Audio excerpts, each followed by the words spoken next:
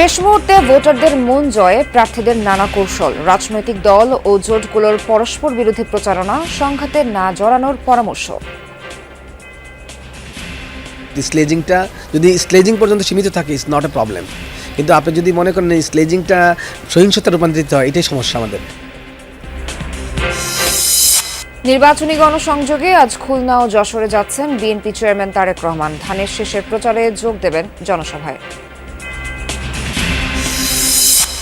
চট্টগ্রাম কক্সবাজারে আজ জামায়াত আমিরের জনসভা। শেরপুর জামালপুরের নির্বাচনী সমাবেশে নারী অধিকার রক্ষার অঙ্গীকার। গণভোটের প্রচার নিয়ে মুখোমুখি সরকার ও ইসি, পক্ষে বিপক্ষের অবস্থান ইস্যুতে আছে ভিন্ন মত। বিতর্ক থাকলেও বৈধতার ব্যাপারে আশাবাদী বিশেষজ্ঞরা। এই গণভোটটা তো একটা রাজনৈতিক ইস্যুই বটে, যেহেতু এটা কোনো দল যেটা নার পক্ষে আমাদের অবস্থান নিছে এবং অনেক বেশিরভাগ দলই হার পক্ষে। যদি সরকারি কর্মকর্তারা হা ভোটের পক্ষে প্রচারণা করেন, তারা কেবলমাত্র কিন্তু ইন্টারিম গভর্নমেন্টের পলিসি ইমপ্লিমেন্ট করছেন। শেখ হাসিনা ও তার পরিবারের সদস্যদের বিরুদ্ধে 2 মামলার রায় আজ। প্লট বরাদ্দে ক্ষমতার অপব্যবহার এবং দুর্নীতির অভিযোগে 36 জন আসামি। সাংবাদিক জামাল খাশোগি হত্যাকাণ্ডে সৌদি যুবরাজকে ফাঁসাতে চেয়েছিল আমিরাত। তথ্য এপস্টেইন ফাইলের মিলল সংবেদনশীল বার্তা আদান প্রদানের প্রমাণ।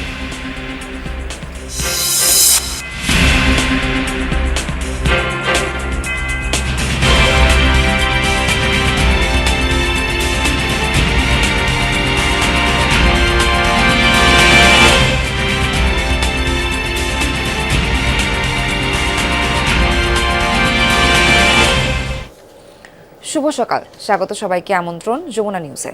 এতক্ষণ শিরোনাম দেখছিলেন, পুরো খবর জানাবো নাবিলা সোহার। গণভোটের প্রচার নিয়ে পরস্পর বিরোধী অবস্থানে সরকার ও নির্বাচন কমিশন। হ্যাঁ ভোটের পক্ষে সচেতনতা আর প্রচারের নির্দেশ দিয়েছিল সরকার। অন্যদিকে ইসি বলছে ভোটে পক্ষ বিপক্ষ নেওয়া দণ্ডনীয় অপরাধ। এ নিয়ে ভিন্ন মত বিশ্লেষকদের। কারো মতে সরকারের সংস্কার প্রস্তাব নিয়ে জনগণকে সচেতন করতে বাধা নেই, কারো মত আয়োজক হয়ে হ্যার পক্ষ নেওয়া অনৈতিক। পরিস্থিতি জটিল হলেও গণভোট প্রশ্নের মুখে পড়বে না বলেই মত তাদের। দীর্ঘ আলোচনার পর স্বাক্ষর হয় জুলাই সনদ। ঘটা করে তাতে সই করেছে অভ্যুত্থানের পক্ষে থাকা প্রায় সব দল।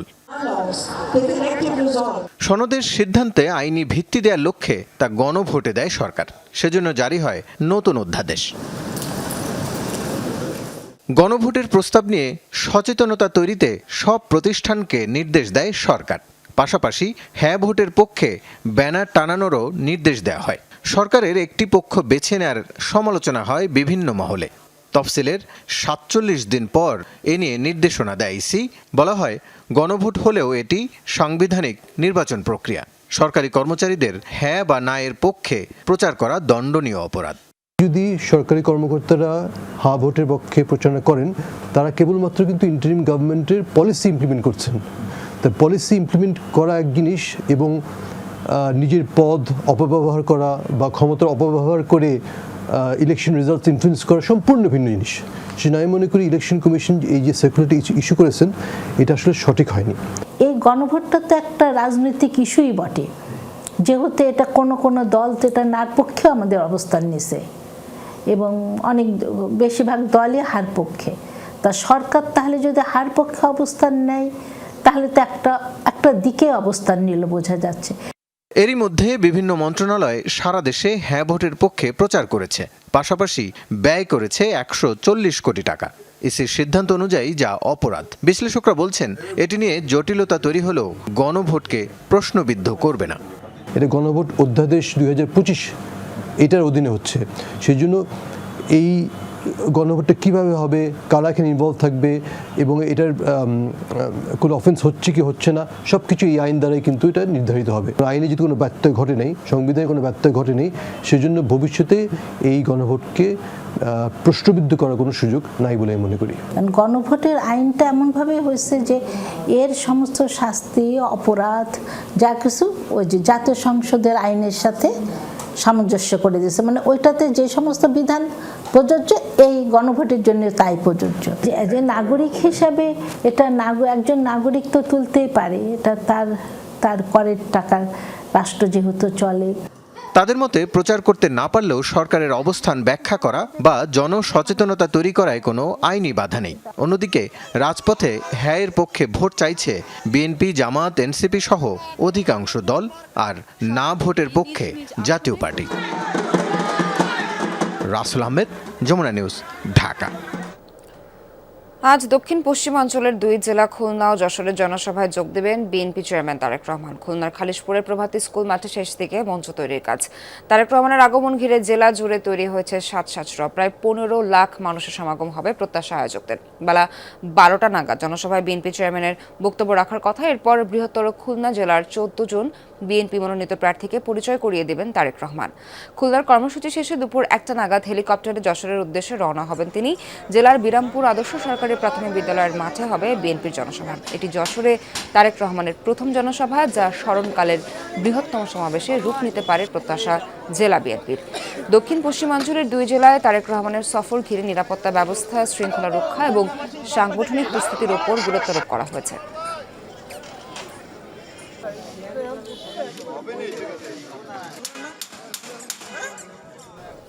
খুলনার হাজী মহসিন কলেজ মাঠে আছেন সহকর্মী প্রবীর বিশ্বাস। একটু প্রবীরের সঙ্গে কথা বলতে চাই। প্রবীর, তারেক রহমানের আগমন উপলক্ষে সেখানে প্রস্তুতি কেমন দেখছেন? নেতাকর্মীদের মাঝে নিশ্চয়ই অনেক বেশি উদ্দীপনা লক্ষ্য করার কথা। কি পরিস্থিতি এখন সেখানে, জানাবেন সবশেষ। উদ্দীপনার সীমাহীন সোয়ার যদি বলি, কারণ 22 বছর পর বিএনপি চেয়ারম্যান তারেক রহমান তিনি খুলনায় আসছেন। তাই আগমনকে ঘিরে গত কয়েকদিন ধরেই কিন্তু পুরো খুলনা নগর, খুলনা জেলা এবং আশপাশের জেলাগুলোতে একটা সাজ রব। কারণ তিনি শুধু খুলনা আসবেন না, তিনি যশোরে যাবেন এবং খুলনার যে জনসভাটি করবেন সেটি হচ্ছে খালিশপুরের প্রভাতী মাধ্যমিক বিদ্যালয় প্রাঙ্গণে।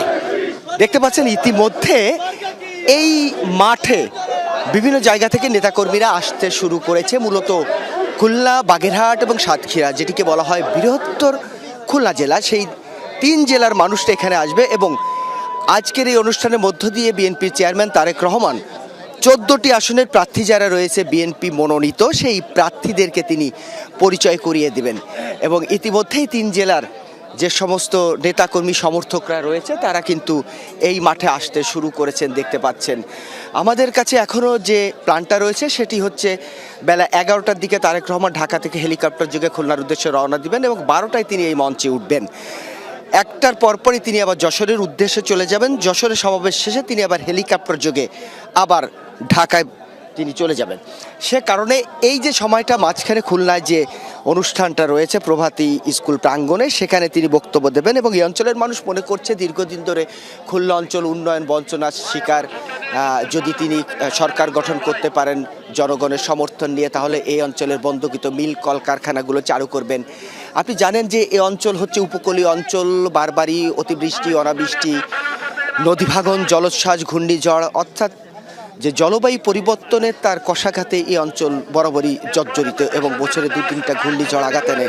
সে কারণে এগুলোকে কতটা সহনশীল করা যায়, ক্ষয়ক্ষতির পরিমাণ কতটা কমানো যায়, সে বিষয়ে নিশ্চয়ই তিনি দিক নির্দেশনা দিবেন এবং উন্নয়নের পরিকল্পনা করবেন। এর বাইরেও পাইপলাইনে গ্যাস সরবরাহ, নতুন নতুন মিল কলকারখানা স্থাপন, সুপেয় পানি, রাস্তাঘাটের উন্নয়ন, কৃষির উন্নয়ন, স্বাস্থ্য, শিক্ষা উন্নয়নে তিনি বিশেষ মতামত দিবেন এবং বিশেষ কোনো ঘোষণা দিবেন বলে মনে করেন। তো সেজন্যই নেতাকর্মীরা অধীর আগ্রহে বসে থাকবে। একইভাবে 12 তারিখে যে নির্বাচন আছে সেই নির্বাচনে ভোট চাইবেন। এর সঙ্গে সঙ্গে এই অঞ্চলের উন্নয়নের কথা বলবেন, এই অঞ্চলে তার দলের তার যে প্ল্যানটি আছে সেই প্ল্যানের কথা বলবেন এবং সামগ্রিকভাবে তিনি এই মানুষগুলোকে আরও উৎফুল্ল করার জন্য একটি বক্তব্য দেবেন বলে এই অঞ্চলের মানুষ সেই অধীর আগ্রহে বসে আছে। সোয়ার, প্রবীর, আপনাকে অনেক ধন্যবাদ। নির্বাচনকে সামনে রেখে জামায়াতে ইসলামের আমির ডক্টর শফিকুর রহমান আজ চট্টগ্রাম ও কক্সবাজারের 5টি স্থানে আয়োজিত সমাবেশে যোগ দেবেন। সকাল 9টায় মহেশখালীতে আয়োজিত জনসভায় বক্তব্য রাখবেন তিনি। এরপর 10টায় কক্সবাজার শহরের বাহারছড়াস্থ বীর মুক্তিযোদ্ধা মাঠে 11 দলীয় ঐক্যের জনসভায় যোগ দেবেন। বেলা 11টা নাগাদ লোহাগড়ার পদুয়ায় সমাবেশে যোগ দিবেন জামায়াতে আমির। দুপুর 2টায় সীতাকুণ্ড এবং সবশেষ বিকেল 5টায় চট্টগ্রাম মহানগরের বন্দর স্কুল অ্যান্ড কলেজ মাঠে প্রধান অতিথি হিসেবে বক্তব্য রাখবেন। সমাবেশগুলো সফল করতে প্রশাসনকে অবহিত করা সহ মঞ্চ প্রস্তুত ও সার্বিক প্রস্তুতি এরই মধ্যে সম্পন্ন করা হয়েছে। সমাবেশগুলোয় চাঁদাবাজ ও দুর্নীতিমুক্ত দেশ গড়া এবং ন্যায় ভিত্তিক সমাজ প্রতিষ্ঠার লক্ষ্যে জামায়াতের পরিকল্পনা তুলে ধরবেন ডক্টর শফিকুর রহমান। নির্বাচন নিয়ে কেউ ছিনিমিনি খেলার চেষ্টা করলে কড়া জবাব দেওয়ার নির্দেশ দিয়েছেন জামায়াতের আমির ডক্টর শফিকুর রহমান। রোববার দুপুরে শেরপুর পৌর পার্ক মাঠের জনসভা থেকে এই নির্দেশ দেন তিনি। আমির বলেন, তরুণ, যুবক ও নারীরা 11 দলীয় জোটের পক্ষে ঐক্যবদ্ধ, আর তা দেখেই কারো কারো মাথা গরম হয়ে গেছে। পরে জামালপুরে জনসভায় যোগ দেন জামায়াত আমির। বিস্তারিত জানাচ্ছেন রিয়াজ রায়হান, ছবি তুলেছেন জিহাদ ইসলাম।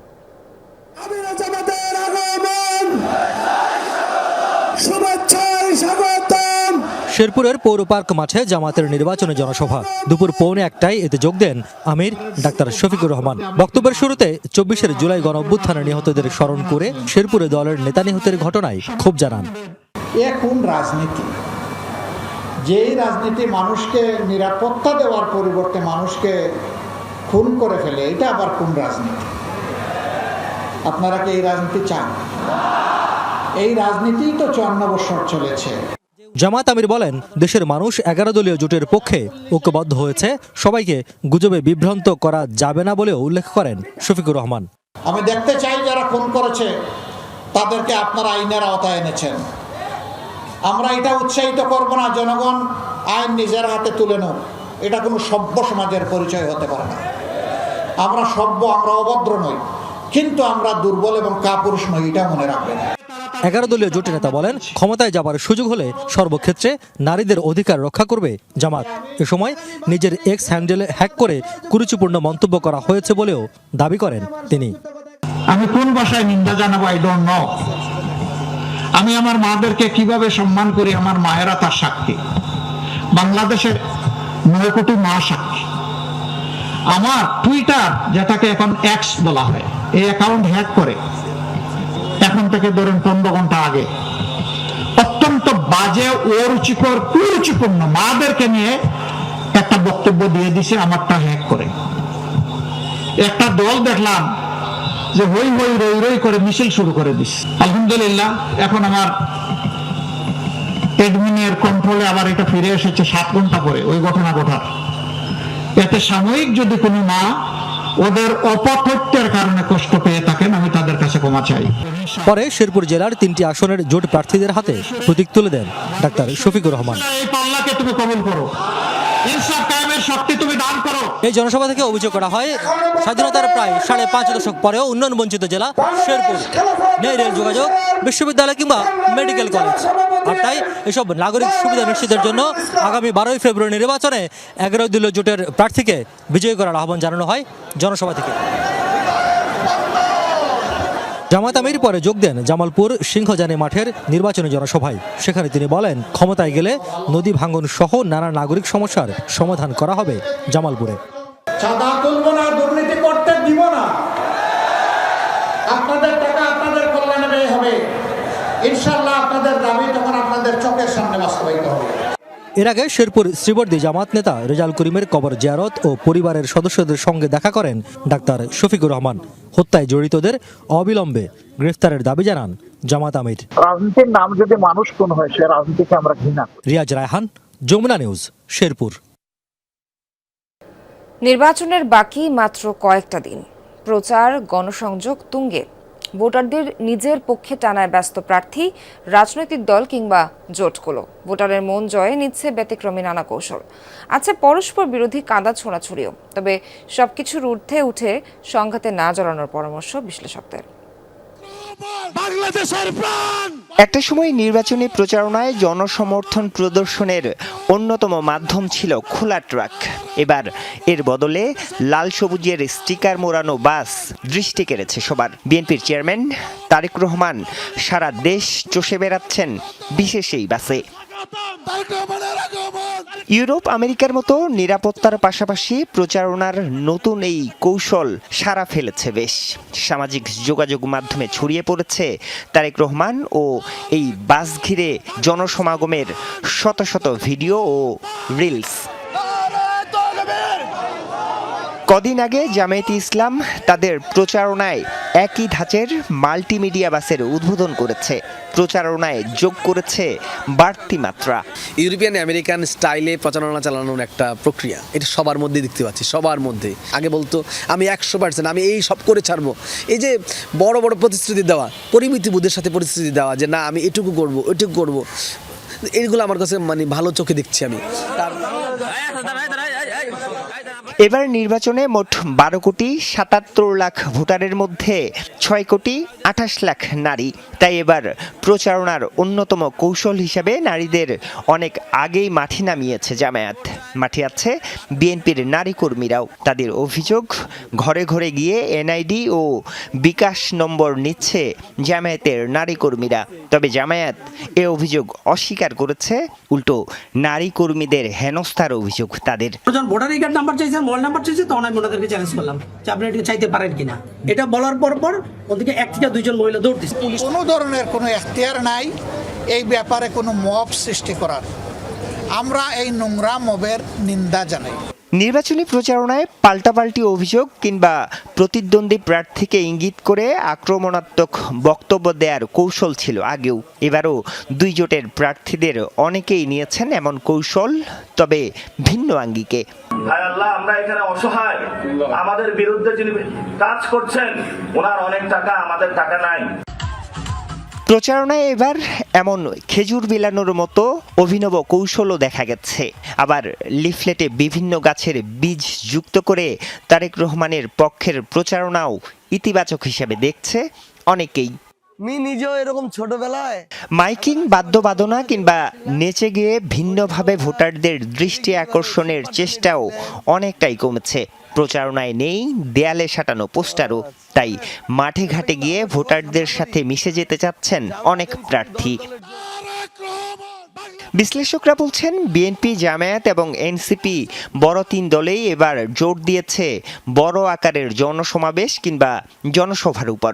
কোন জোটের জনসভায় কত মানুষের অংশগ্রহণ তা আবার ছড়িয়ে দেয়া হচ্ছে সামাজিক যোগাযোগ মাধ্যমে। স্লেজিংটা যদি স্লেজিং পর্যন্ত সীমিত থাকে ইটস নট এ প্রবলেম, কিন্তু আপনি যদি মনে করেন স্লেজিংটা সহিংসতায় রূপান্তরিত হয়, এটাই সমস্যা আমাদের। এবারের নির্বাচনে প্রচারণার অন্যতম বড় মাধ্যম ডিজিটাল প্ল্যাটফর্ম। সামাজিক নানা মাধ্যমে ছড়িয়ে দেয়া হচ্ছে ছোট ভিডিও, গান, নাটক, সাক্ষাৎকার, জনসভা কিংবা মিমস। আরিফুর রহমান সবুজ, যমুনা নিউজ, ঢাকা। পূর্বাঞ্চলের রাজুকের প্লট দুর্নীতির পৃথক 2 মামলায় শেখ হাসিনা, শেখ রেহানার 3 সন্তান টিউলিপ সিদ্দিক, রাদওয়ান মুজিব সিদ্দিক ও আজমিনা সিদ্দিক সহ 22 জনের বিরুদ্ধে রায় ঘোষণা হবে আজ। ঢাকার বিশেষ জজ আদালত 4-এর বিচারক রবিউল আলমের আদালত এই রায় ঘোষণা করবেন। শেখ হাসিনা পরিবারের সদস্য ছাড়াও আসামি রাজুক, গণপূর্ত মন্ত্রণালয়ের কর্মকর্তারাও। এই মামলায় 21 জন আসামি পলাতক। শেখ হাসিনা তার প্রধানমন্ত্রী ক্ষমতা কাজে লাগিয়ে জালিয়াতি করে রাজুকের নতুন শহর প্রকল্পের একাধিক প্লট বরাদ্দ নেন, যা পরে দেন শেখ রেহানার সন্তানদের। এমনকি রাজুকের বিধিনিষেধও অমান্য করা হয়। এরই মধ্যে প্লট দুর্নীতির 4 মামলায় শেখ হাসিনার 26 বছরের কারাদণ্ড হয়েছে। এই 2 মামলাতেও সর্বোচ্চ শাস্তির দাবি দুদকের আইনজীবীদের। ব্রাহ্মণবাড়িয়ার অন্যান্য উপজেলার তুলনায় যোগাযোগে কিছুটা পিছিয়ে বাঞ্ছারামপুর সেতু সড়ক সহ বিভিন্ন খাতে উন্নয়ন চায় ব্রাহ্মণবাড়িয়া 6 সংসদীয় আসনের নির্বাচনী অঞ্চলটির বাসিন্দারা। গণসংহতি আন্দোলনের প্রধান সমন্বয়কারী জুনায়েদ আব্দুর রহমান সাকি সহ বেশ কয়েকজন প্রার্থী রয়েছেন আলোচনায়। জয়ী হলে উপজেলাবাসীর দুর্ভোগ কমানোর প্রতিশ্রুতি দিচ্ছেন সবাই। করইকান্দি বিষ্ণন্দী ফেরি পার হয়ে যেতে হয় ব্রাহ্মণবাড়িয়ার বাঞ্ছারামপুরে। সময় লাগে প্রায় 40 মিনিট। ঢাকাসহ অন্যান্য জেলায় যেতে হলে ঘুরতে হয় দীর্ঘ পথ। মেঘনা ও তিতাস নদী বেষ্টিত উপজেলাটির বাসিন্দাদের আক্ষেপ, একটি সেতু হলেই এই ভোগান্তির অবসান হতো। জেলা শহরের সাথে যোগাযোগের একমাত্র সড়কটিরও উন্নয়ন চায় স্থানীয়রা। বলছেন যোগাযোগ ব্যবস্থার উন্নতি হলে শিল্প অর্থনীতিতে সমৃদ্ধ হবে উপজেলা। যে রাস্তাগুলো করা আছে রাস্তাগুলো আসলে উন্নত না, অনুন্নত রাস্তাগুলো চিপা, রাস্তাগুলো ফাঁস করতে হবে, আরো বড় করতে হবে রাস্তাগুলো। এই রাস্তা দিয়ে একটা গাড়ি গেলে আরেকটা গাড়ি ঠিক মতো যাইতে পারে না। এবার আশা আছে ভোট দেওয়ার, আগে ভোট দিতে পারছি না, কেন্দ্র গেলে ভোট কাটা শেষ। একটা রুগী নিয়ে যাইতে পারি না বা নিজে চলাচল করতেই সমস্যা হয়, বৃষ্টির দিনে হাঁটতে পারি না। করিকান্দি থেকে যে ব্রিজটা, ওই ব্রিজটা যদি আমাদের ঠিকঠাক থাকতো, এমনকি মানুষ চলাচল করতো, ওইখান থেকে মানুষ সবাই সুন্দরভাবে ব্যবসা বাণিজ্য করতে পারতো। 13 12টি ইউনিয়ন ও একটি পৌরসভা নিয়ে বাঞ্ছারামপুরে ব্রাহ্মণবাড়িয়া 6 আসন, ভোট কেন্দ্র 98টি, ভোটার আছেন 2,84,532 জন। এই আসন থেকে এবারের জাতীয় সংসদ নির্বাচনে লড়ছেন 10 জন প্রার্থী। একদিকে উন্নত বাঞ্ছারামপুর, আরেকদিকে নিরাপদ বাঞ্ছারামপুর। আসনটিতে দলীয় কোনো প্রার্থীকে মনোনয়ন দেয়নি বিএনপি। অগ্রাধিকার পেয়েছেন বিএনপি জোট সমর্থিত গণসংহতি আন্দোলনের প্রধান সমন্বয়কারী জোনায়েদ আব্দুর রহমান সাকি। মাথাল মার্কায় ভোট চাইছেন তিনি। আমরা বাঞ্ছারামপুরকে একটা বড় আকারের বিনিয়োগের জায়গা তৈরি করতে চাই। মেঘনা ব্রিজ যদি এখানে হয় তাহলে বাঞ্ছারামপুর পর্যন্ত সাথে ঢাকার যে যোগাযোগ সেটা তো 1.5 ঘন্টার সময় হয়ে যাবে। আবার এদিক থেকে নবীনগর দিয়ে গিয়ে ব্রাহ্মণবাড়িয়া পর্যন্ত যোগাযোগ হবে। বাঞ্ছারামপুরের যোগাযোগ ব্যবস্থার একটা আমূল পরিবর্তন ঘটবে। আমাদের বিদেশে যারা আছে তারাই কিন্তু বিনিয়োগ করতে পারবে, এখানে তাদের বিনিয়োগের জায়গা তৈরি হবে। ওখানে একটা শিল্প এলাকা গড়ে উঠতে পারে মরিচা কেন্দ্রিক। এছাড়া 11 দল সমর্থিত জামায়াত ইসলামী মনোনীত প্রার্থী ও ইসলামী আন্দোলন বাংলাদেশ মনোনীত প্রার্থীরাও লড়ছেন এই আসনে। এর মধ্যে আলোচনায় আছেন বেশ কয়েকজন। জয়ী হলে সড়ক ও সেতু নির্মাণ সহ যোগাযোগ ব্যবস্থার উন্নয়নের আশ্বাস দিচ্ছেন তারা। সেকেন্ড ডাইভারশন রুট কিন্তু চিটাগাং পর্যন্ত হওয়া যায়, যেহেতু ওয়াই সেতুটা করা আছে অলরেডি, এবং ওয়াই সেতুটু আপনার হচ্ছে যে 2,500 পর্যন্ত একটা কানেক্টেড রুট হয়ে গেলে অটোমেটিকলি সেকেন্ড থার্ড প্রবলেমগুলো সলভ হয়ে যাবে। এবং আমরা এডুকেশনও পিছিয়ে আছি। আমি যদি নির্বাচিত হই তাহলে বাঞ্ছারামপুরবাসীর জন্য যে বরাদ্দ আসবে সেই বরাদ্দটুকু শতভাগ বাঞ্ছারামপুরবাসীর জন্য ভোগ করে শতভাগ নিশ্চয়তা আমি দিতে চাই। সব রকম প্রেক্ষাপট যেমন শিক্ষা, স্বাস্থ্য, সব বিষয়ে আমি উন্নত করার চেষ্টা করবো ইনশাল্লাহ। মাদক দ্রব্যের ব্যাপারে তো ওই জিনিসটা জিরো টলারেন্স করার ব্যবস্থা করব। সাবরিনা লিজা, যমুনা নিউজ। জামায়াত আমিরের টুইটারে বক্তব্যের প্রতিবাদে জাহাঙ্গীরনগর বিশ্ববিদ্যালয়ের ক্যাম্পাসে ঝাড়ু মিছিল করেছে শিক্ষার্থীরা। এ সময় তারা মশাল ও ঝাড়ু নিয়ে জামায়াতের বিরুদ্ধে নানা স্লোগান দেয়। রাতে কয়েকশো শিক্ষার্থী ক্যাম্পাসের শহীদ মিনারে জড়ো হয়ে একটি প্রতিবাদ মিছিল করে। মিছিলটি ক্যাম্পাসের বিভিন্ন সড়ক ও আবাসিক হলের সম্মুখে প্রদক্ষিণ করে বটতলায় শেষ হয়। সেখানে সংক্ষিপ্ত সমাবেশে জামায়াতের আমিরের টুইটারে নারীর প্রতি অবমাননাকর বক্তব্যের প্রতিবাদ জানান শিক্ষার্থীরা। তারা এ ব্যাপারে জাকসু সহ অন্যান্য বিশ্ববিদ্যালয়ের বিভিন্ন প্রতিনিধিদের নীরব ভূমিকারও সমালোচনা করেন। প্রতিবাদ মিছিলে বেশিরভাগই ছাত্রদল ও বামপন্থী সংগঠনের শিক্ষার্থী।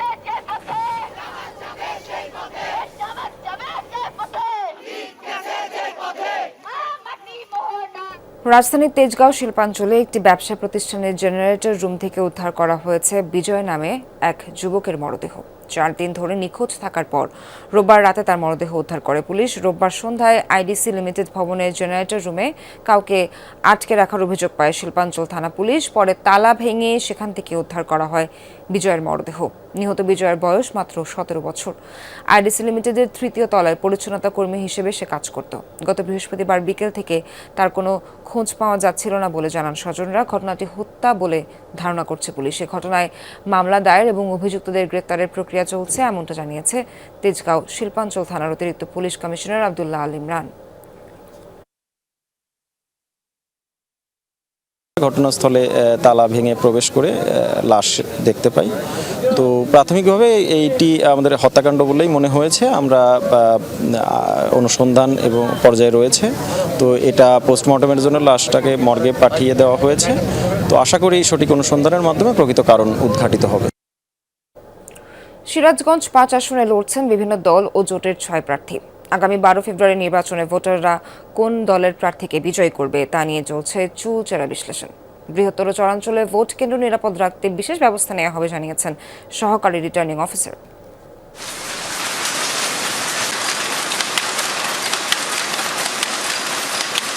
তাঁত শিল্প সমৃদ্ধ বেলকুচি আর ভাঙন কবলিত চৌহালি উপজেলা নিয়ে সিরাজগঞ্জ 5। এই আসনে বিভিন্ন দল ও জোটের 6 প্রার্থী থাকলেও ভোটের লড়াই চলছে বিএনপি ও জামায়াত প্রার্থীর মধ্যেই। আগামী 12 ফেব্রুয়ারি কার হাতে যাবে আসনটি তা নিয়ে চলছে চুলচেরা বিশ্লেষণ। 2 উপজেলার মোট ভোটারের অর্ধেকের বেশি বসবাস করে চরাঞ্চলে। প্রতিনিয়ত তাদের লড়াই নদী ভাঙনের সাথে। একদিকে যমুনার ভাঙন, অন্যদিকে তাঁত শিল্পের বিভিন্ন সমস্যায় অনিশ্চয়তায় কাটছে হাজারো পরিবারের দিন। ভোটাররা বলছেন এই সমস্যার সমাধান করবে যে প্রার্থী তাকেই নির্বাচিত করবেন তারা। নদী ভাঙন কবলিত এলাকা, সেই ক্ষেত্রে চৌহালি থেকে আমাদের যারা চৌহালির ভোটাররা আছে বা চৌহালি বাসিন্দারা যারা আছে তারা আসলে সব দিক থেকেই বঞ্চিত। ভালো প্রার্থীকেই বিদায় করব, যাতে আমরা সবসময় তাদের কাছে পাই। ভালো লোকের পাশে পাই। আমার প্রথম ভোটটা আমি এমন ব্যক্তিকে দিতে চাই যে ইনসাফ প্রতিষ্ঠিত করবে এবং বেলকুচি শিক্ষার মান, বেকারত্ব দূরীকরণ এবং আমাদের চৌহালিতে নদী ভাঙন যেন রক্ষা পায়। আমরা এমন একজন প্রতিনিধি চাই যিনি সকলের দ্বারে দ্বারে ঘুরে এই প্রতিষ্ঠানের অবস্থাটা দেখবে স্বচক্ষে। বিএনপি প্রার্থী বলছেন, নির্বাচিত হলে নদী ভাঙন ঠেকাতে যত দ্রুত সম্ভব টেকসই বাঁধ নির্মাণের ব্যবস্থা করা হবে। এছাড়া তাঁত শিল্পকে বাঁচিয়ে রাখতেও বেশ কিছু উদ্যোগ নেওয়ার কথাও জানান তিনি। চোখ এবং মুখ দেখলেই মানুষের সমর্থনটা বোঝা যায়, সেই হিসাবে আমি খুবই আশাবাদী যে ইনশাল্লাহ জনগণ যদি সুস্থভাবে ভোট দেওয়ার সুযোগ পায় তাহলে জনগণ ব্যাপকভাবে ইনশাল্লাহ ধানের শীষে ভোট দেবে। নির্বাচিত হলে বেলকুচি চৌহালিকে আধুনিক রূপ দেওয়ার আশ্বাস দিয়েছেন জামায়াতের প্রার্থী। একটা ওয়াবাদ, একটা সমতা, একটা ন্যায্যতা এবং একটা সকল মানুষের ভোটাধিকার প্রয়োগের একটি সুন্দর মাঠ আমরা চাচ্ছি এবং দাবি করছি। নির্বাচন সুষ্ঠু হলে জয়ের ব্যাপারে আশাবাদী অন্যান্য দলের প্রার্থীরাও। আমরা চাচ্ছি বাকি যে কয়টা দিন আছে লেভেল প্লেইং ফিল্ডটা যেন সুস্থ সুন্দর থাকে, এই বিষয়টা আমরা নির্বাচন কমিশনের কাছে প্রত্যাশা করব। অনেক এমপি হয়ে গেছে, হে চইলা যায় বেলকুচি থেকে, তাকে পাওয়া যায় না। ঢাকায় যায় থাকে, তার পিএসের হাতে যোগাযোগ করা যায় না। আমি সবসময় সকাল 8টা থেকে রাত 10টা পর্যন্ত আমার প্রতিষ্ঠানে বসি। আমার বাড়ি ইনশাল্লাহ বেলকুচি পৌরসভার ভিতরে। নির্বাচনে এই দুই উপজেলার কেন্দ্রগুলোতে বিশেষ নিরাপত্তা ব্যবস্থা করা হয়েছে বলে জানান সহকারী রিটার্নিং অফিসার। যতটা দ্রুত সময়ের মধ্যে সম্ভব আমাদের এখানে 2 জন আচরণবিধির ম্যাজিস্ট্রেট আছেন, যে কোনো ইনফরমেশন আসলে আমরা সাথে সাথে ব্যবস্থা নিচ্ছি। সিরাজগঞ্জ 5 আসনে 13টি ইউনিয়ন আর একটি পৌরসভা রয়েছে। মোট ভোটার সংখ্যা 4,25,321 জন। জারিন অর্নি, যমুনা নিউজ। নাটোরের সিংড়ায় নির্বাচনী অফিস ভাঙচুরের অভিযোগ তুলেছে জাতীয় নাগরিক পার্টি এনসিপি। মারামারিতে 2 জন আহত হয়। সোমবার রাতে উপজেলার মৌ গ্রামে এই ঘটনা ঘটে।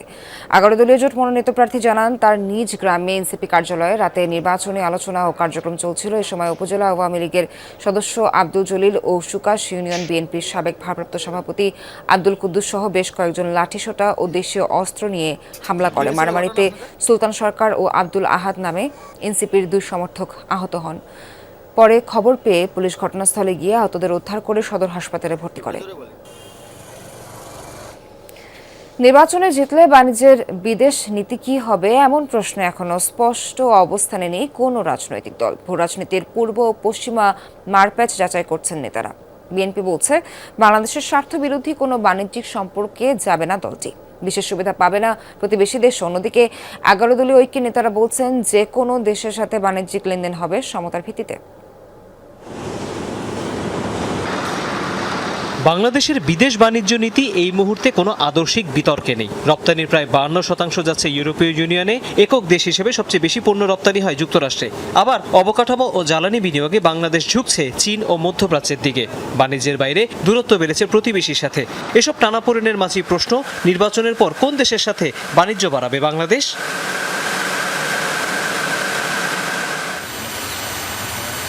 বিএনপি যখন শেষ রাষ্ট্র ক্ষমতায় ছিল তখন অর্থনীতির বাস্তবতা ছিল ভিন্ন।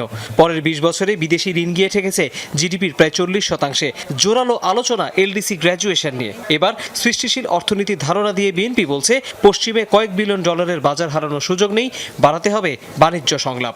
মাল্টিল্যাটারালিজম হচ্ছে বিএনপির পলিসি। প্রত্যেকটি দেশের জন্য উন্মুক্ত থাকবো আমরা। যাদের সাথে যেখানে সম্ভাবনা আছে সেই সম্ভাবনাকে আমরা কাজে লাগাবো, সেটা আমদানি হোক, রপ্তানি হোক, সেটা সার্ভিস সেক্টর হোক। জামায়াতে ইসলামী নেতৃত্বাধীন জোটের সাথে পশ্চিমা বিশ্বের যোগাযোগ বেড়েছে। অন্যদিকে চীন সফরে গিয়ে বিনিয়োগ বাড়ানোর আহ্বান জানিয়ে এসেছেন নেতারা। বলছেন, অর্থনীতির নতুন পরাশক্তিদের সাথেও যোগাযোগ বাড়ানোর বিকল্প নেই। ডেভেলপমেন্ট পার্টনার যারা আছেন, সেটা পশ্চিমা হোক আর পূর্ব হোক, আমাদের এশিয়াতে যারাই হোক না কেন, আমরা সবাইকে একটা ব্যবসা বান্ধব পরিবেশ দিতে চাই। আমরা এটা এনশিওর করতে চাই। আমরা বলেছি যে এটা আমরা দেবো। সেই পলিসি পেপারগুলো আমরা উপস্থাপন করেছি। ভারতের সাথে সম্পর্কে টানাপোড়েন গত 2 বছরে বেড়েছে। আগের চেয়ে দ্বিপাক্ষিক বাণিজ্য কমেছে প্রায় $2 বিলিয়ন, যার সিংহভাগই আমদানি নির্ভর। প্রশ্ন হচ্ছে, নির্বাচনের পর কি প্রতিবেশী দেশের সাথে বাণিজ্য বাড়বে? প্রতিবেশী বলে কিছু না, আমি তো বললাম ওই মাল্টিল্যাটারালিজম। কোনো কান্ট্রি সেন্ট্রিক পলিসি বিএনপির থাকবে না। ট্যারিফ সহ বিভিন্ন ধরনের ব্যারিয়ারগুলো আছে, এই সমস্ত ব্যারিয়ারগুলোকে যাতে ন্যায্যতার ভিত্তিতে, সম্মান এবং মর্যাদার ভিত্তিতে করা সম্ভব, আমরা আমাদের এক্সপার্ট টিমকে নিয়ে এই সমস্ত বিষয়গুলো সাজেস্ট করব যাতে এটা সমাধান করা যায়। চলতি অর্থবছরের প্রথম প্রান্তিকে বাণিজ্য ঘাটতি প্রায় $8 বিলিয়ন, এমন পরিসংখ্যান আভাস দিচ্ছে বাণিজ্যের বিদেশ নীতি যাই হোক, আমদানি রপ্তানির ভারসাম্য না টানলে অর্থনীতির পরীক্ষা সামনে আরও কঠিন হতে পারে। তৌহিদ হোসেন, যমুনা নিউজ, ঢাকা। 136 কোটি টাকা পাচার মামলায় সাবেক প্রধানমন্ত্রী শেখ হাসিনার সাবেক উপদেষ্টা সালমান এফ রহমানকে 4 দিনের রিমান্ডে জিজ্ঞাসাবাদ শুরু করেছে দুদক। রোববার বিকেলে কেরানীগঞ্জ কারাগার থেকে সেগুন বাগিচায় সংস্থাটির কার্যালয়ে আনা হয় তাকে। এদিকে ঘুষ দুর্নীতির অভিযোগে দুদকের আবেদনে ঢাকা উত্তর সিটি প্রশাসক মোহাম্মদ এজাজকে দেশ ত্যাগে নিষেধাজ্ঞা দিয়েছেন আদালত। সাবেক প্রধানমন্ত্রী শেখ হাসিনার উপদেষ্টা সালমান এফ রহমান এবার প্রথমবারের মতো দুদকের রিমান্ডে। অর্থ পাচার, শেয়ার কেলেঙ্কারি ও অবৈধ সম্পদ অর্জনের অভিযোগে এরই মধ্যে তার বিরুদ্ধে দুদক একাধিক মামলা করেছে। এর মধ্যে জনতা ব্যাংক থেকে ঋণের নামে 136 কোটি টাকা লুট করে পাচারের মামলায় 4 দিনের রিমান্ডে জিজ্ঞাসাবাদ শুরু করেছে সংস্থাটি। 136 কোটি 98 লক্ষ টাকারও বেশি অর্থ আত্মসাৎ করার অপরাধে সালমান ফজলুর রহমানকে জিজ্ঞাসাবাদের জন্য আজকে 4 দিনের রিমান্ড মঞ্জুর করা হয়েছে। এদিন দুদকের আবেদনে ঢাকা উত্তর সিটি কর্পোরেশনের প্রশাসক মোহাম্মদ এজাজের বিদেশ যাত্রায় নিষেধাজ্ঞা দিয়েছে আদালত। তবে গত 29 জানুয়ারি দুদকের তলবে হাজির হননি তিনি। এজাজের বিরুদ্ধে পশুরহাট ইজারা, ই-রিকশা প্রকল্প ও দোকান বরাদ্দে অনিয়ম সহ বিভিন্ন দুর্নীতির অভিযোগে অনুসন্ধান চলছে। অনুসন্ধানকারী কর্মকর্তা এবং তাদের টিমের অন্যান্য সদস্যদের নিকট প্রতীয়মান হয়েছে যে তিনি বিদেশে পালিয়ে যেতে পারেন, সেই কারণে তাকে তার বিদেশ যাত্রা রহিতকরণের জন্য বিজ্ঞ আদালতের আদেশে এটা নিষেধাজ্ঞা প্রদান করা হয়েছে। এদিকে ব্যাংকে 8,000 কোটি টাকা সন্দেহজনক লেনদেনের অভিযোগে ইস্টার্ন ব্যাংকের চেয়ারম্যান শওকত আলী চৌধুরীর তথ্য চেয়ে বিভিন্ন ব্যাংকে চিঠি দিয়েছে দুদক। দুর্নীতির অভিযোগে মামলা করেছে এসেনশিয়াল ড্রাগের সাবেক এমডি এহসানুল করিম সহ 6 জনের বিরুদ্ধে। কোম্পানি 36,14,000 টাকারও বেশি। রাজীব আহমেদ, যমুনা নিউজ, ঢাকা। অবশেষে বিশ্বকাপ খেলার ঘোষণা দিল পাকিস্তান, তবে খেলবে না চিরপ্রতিদ্বন্দ্বী ভারতের বিপক্ষে গ্রুপ পর্বের ম্যাচ। রোববার পাকিস্তান সরকারের এক্স হ্যান্ডেলে এক বিবৃতিতে বলা হয়েছে, পাকিস্তান সরকার আইসিসি টি20 বিশ্বকাপ 2026-এ অংশগ্রহণের জন্য পাকিস্তান ক্রিকেট দলকে অনুমোদন দিচ্ছে। তবে 15 ফেব্রুয়ারি ভারতের বিপক্ষে নির্ধারিত ম্যাচে পাকিস্তান ক্রিকেট দল মাঠে নামবে না। ফলে বাংলাদেশকে বিশ্বকাপ থেকে বাদ দেওয়ার প্রতিবাদে পাকিস্তানও বিশ্বকাপ বয়কট করতে পারে, শেষ পর্যন্ত উড়ে গেল এমন গুঞ্জন। খোদ পাকিস্তানের স্বরাষ্ট্রমন্ত্রী ও পাকিস্তান ক্রিকেট বোর্ডের চেয়ারম্যান মোহসিন নাকভি বলেছিলেন, টি20 বিশ্বকাপ নিয়ে বাংলাদেশের সঙ্গে অন্যায় করা হয়েছে। বাংলাদেশকে বিশ্বকাপ খেলতে দেয়া না হলে পাকিস্তান দলও টুর্নামেন্ট বর্জন করবে কিনা এই বিষয়ে সরকারের সঙ্গে আলোচনা করে সিদ্ধান্ত জানানোর কথাও বলেছিলেন তিনি। তবে পাকিস্তান বিশ্বকাপে অংশ নিলেও ভারত পাকিস্তান ম্যাচ না হওয়ায় এবারের আসরে বড় অঙ্কের আর্থিক ক্ষতি হবে আইসিসির। বিশ্বকাপে ভারতের সাথে ম্যাচ বয়কটের সিদ্ধান্তকে ক্রীড়া ইভেন্টের মৌলিক উদ্দেশ্যের সঙ্গে সাংঘর্ষিক বলছে আইসিসি, যা দেশটির ক্রিকেটীয় ইকোসিস্টেমে প্রভাব ফেলতে পারে বলে সতর্ক করেছে সংস্থাটি। সবার স্বার্থ বিবেচনায় একটি গ্রহণযোগ্য সমাধান খুঁজে বের করতে পিসিবির প্রতি আহ্বান তাদের। কদিন পরই ভারত ও শ্রীলঙ্কায় যৌথভাবে বসতে যাচ্ছে টি20 বিশ্বকাপের আসর, কিন্তু তার আগেই ক্রিকেটীয় কূটনীতিতে জমে উঠেছে মাঠের বাইরের খেলা। নিরাপত্তার শঙ্কায় ভেন্যু পরিবর্তনের দাবিতে বিশ্বকাপ থেকে বাংলাদেশে সরে আসার পর এবার নিজেদের পদক্ষেপ নিল পাকিস্তান। লাল সবুজদের মতো বিশ্বকাপ বয়কট না করলেও গ্রুপ পর্বে ভারতের সাথে ম্যাচ না খেলার সিদ্ধান্ত দেশটির সরকারের।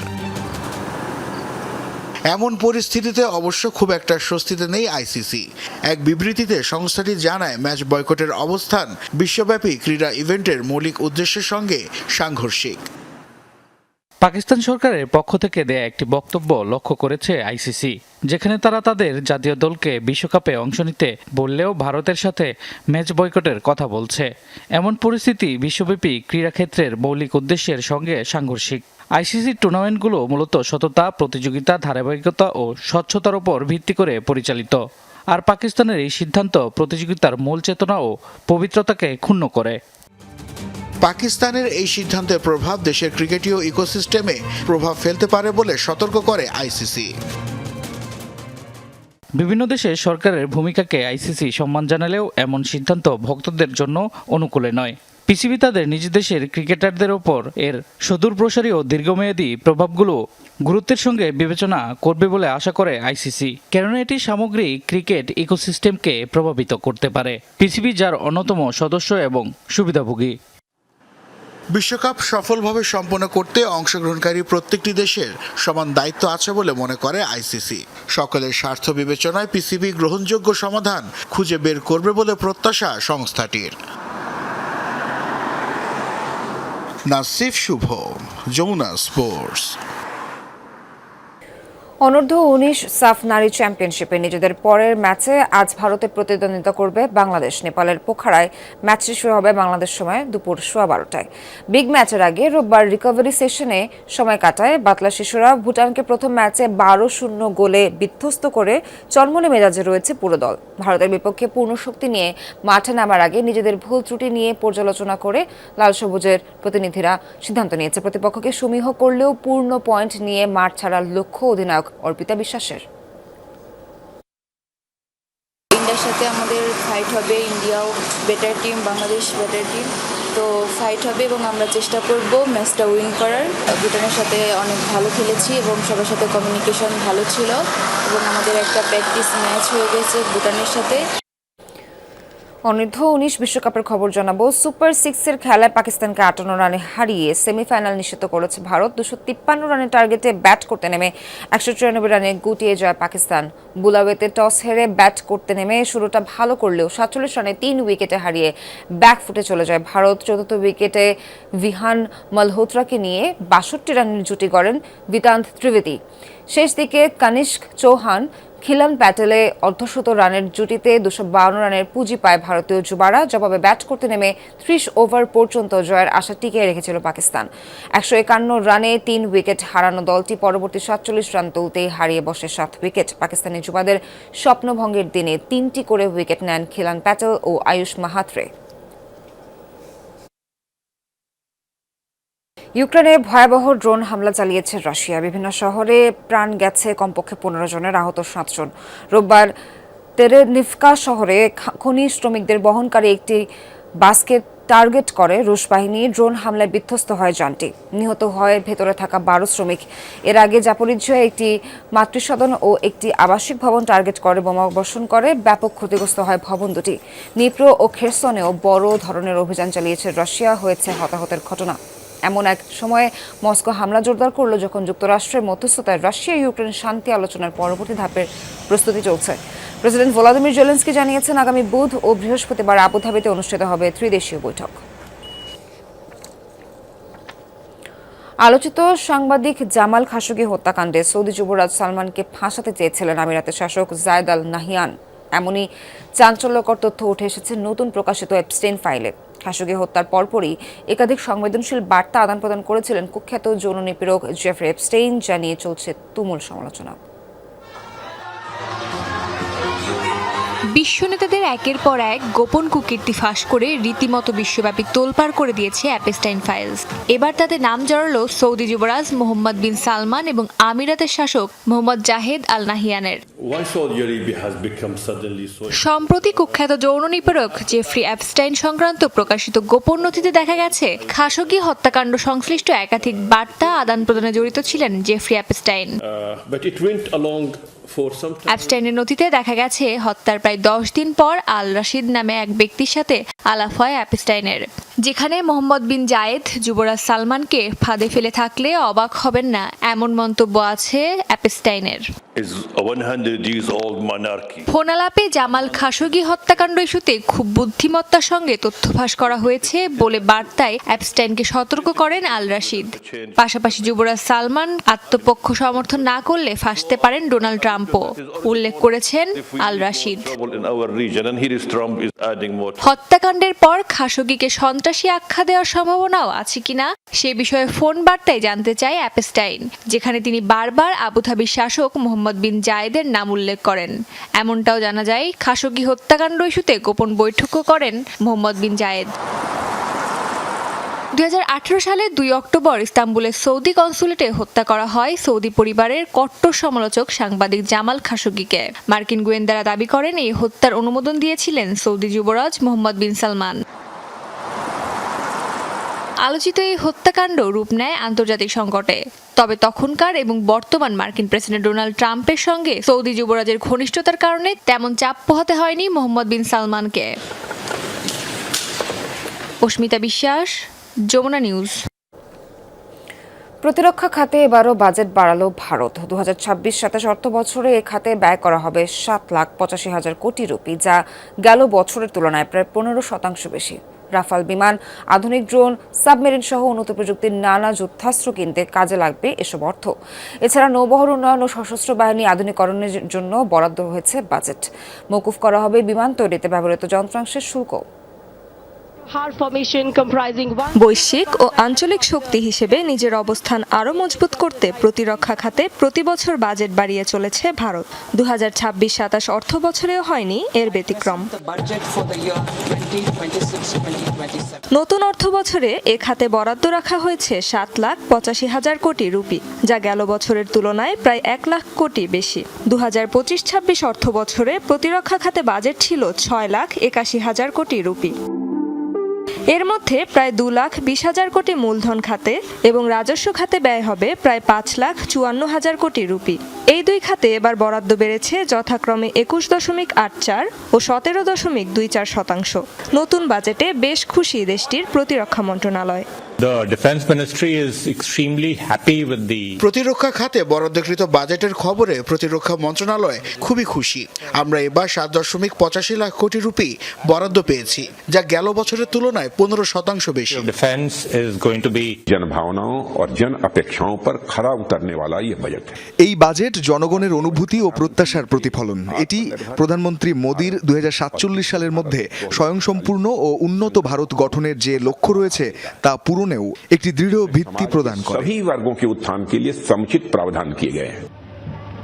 ভারতীয় গণমাধ্যম টাইমস অফ ইন্ডিয়ার তথ্যমতে সশস্ত্র বাহিনী আধুনিকীকরণে বরাদ্দ হয়েছে 2.19 লাখ কোটি রুপি।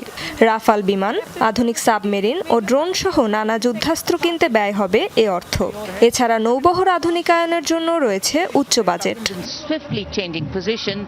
বলা হচ্ছে বেসামরিক প্রশিক্ষণ এবং অন্যান্য বিমানের উৎপাদনে ব্যবহৃত যন্ত্রাংশের উপর মওকুফ করা হবে ট্যারিফ। এছাড়া বিমান যন্ত্রাংশের মেরামত, রক্ষণাবেক্ষণ ও কাঁচামালের উপর দেয়া হবে শুল্ক ছাড়।